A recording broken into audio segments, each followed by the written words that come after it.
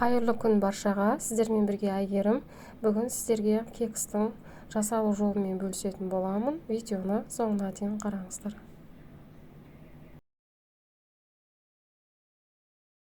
Ең алдымен жұмыртқаның үстіне құмшекерімізді салып, миксермен кемінде 2-3 минут бойы жақсылап араластырамыз.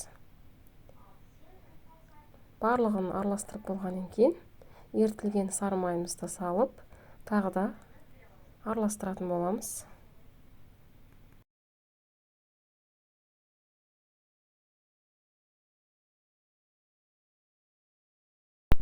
Енді сүтімізді құямыз. Сүттің температурасы маңызды емес.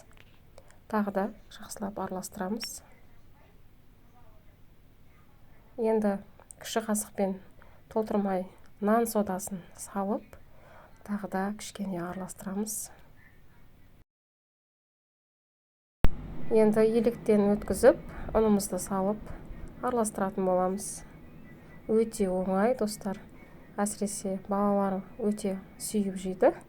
Міне осындай масса болған кезде біздің қоспамыз дайын болады. Осындай силиконды кекс пісіретін ыдыстарға салып шығамыз. Шамамен мен 2-3 қасықтай саламын. Пешті алдын ала қыздырып қоясыздар. 180 градуста 30-35 минут бойы піседі.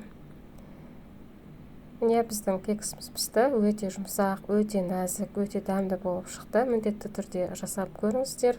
Видео ұнаған болса каналыма жазылып кетуді ұмытпаңыздар. Хош, сау болыңыздар.